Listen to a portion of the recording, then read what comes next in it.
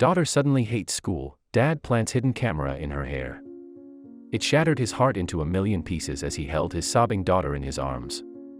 Through uncontrollable tears, she begged, "Please, Daddy, I don't want to go." What made the situation all the more unbearable was that she wouldn't tell him why. This had to stop. He had to find out why this was happening every single day.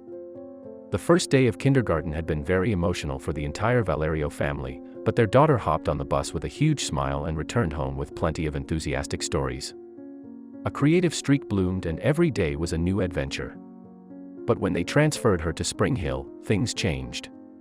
What started as a bright, beaming grin, quickly turned into long stretches of silence and one-word answers or shrugs when they asked how her day went.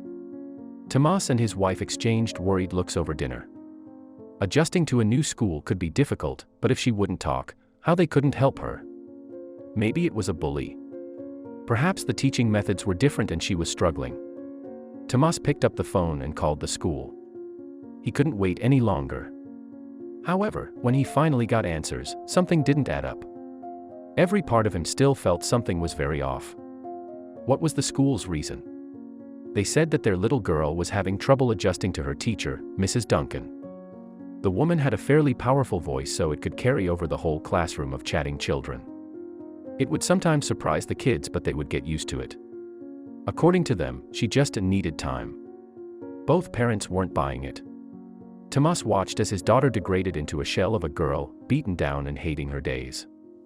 It got so bad that she started to ask to skip school. Then the asking became begging, which turned into tear-filled meltdowns. Tomas held his daughter in his big arms and tried to hold back his own tears.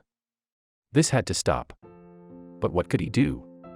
The school principal wasn't helping at all, and any request to watch the woman would only result in the teacher being on whatever best behavior would placate them.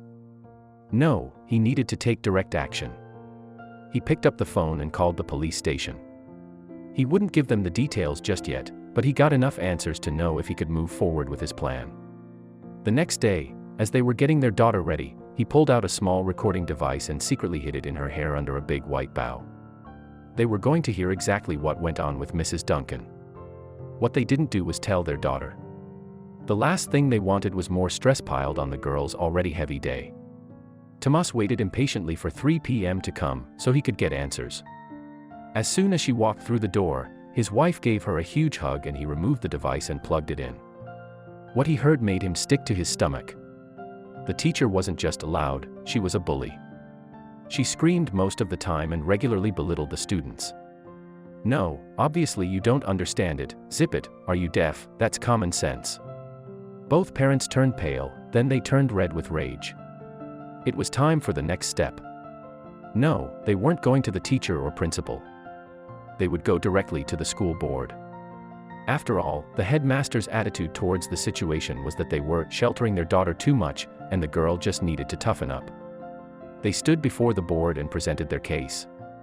What happened next, the Valerio family couldn't believe. The final decision was to discipline the teacher and move their child to another classroom. But what about the other kids? And if a teacher had been a 13-year bully, one slap on the wrist wouldn't change anything. No, they wanted her out of the classroom. Tomas gripped his phone tight as the school board said the recordings were inadmissible because it went against their policies and rules. The cops told him they should have given more details beforehand, but now they couldn't help.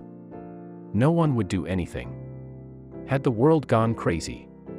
However, word had spread around the school and to other parents.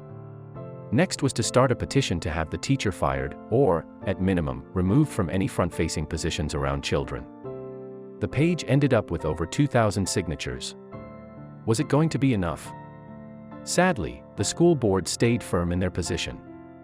They weren't interested in any arguments of educator responsibilities and adaptation to students' needs. Kindergarten and early grades are huge in the formation of kids' socialization skills, problem solving, and so many other facets of their lives. Mrs. Duncan was failing as a teacher. Tomas argued there was being loud, but being loud with the right tone.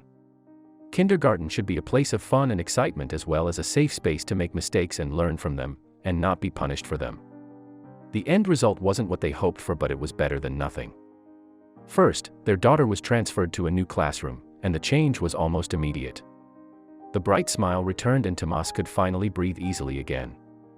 The creative streak returned and dinner conversations were full of joy. As for Mrs. Duncan, she gave every manner of excuse, including that she was from New York and had always done things that way when she taught there, including word choices of "Are you deaf?" which the administration did say they were not happy with. Her reprimand wasn't much either. The punishment was just a reminder to keep her loudness down a bit and watch her tone. Some parents have come to the woman's defense, but there are at least 2,000 who disagreed with the woman's sense of compassion, patience, and handling of more delicate kids.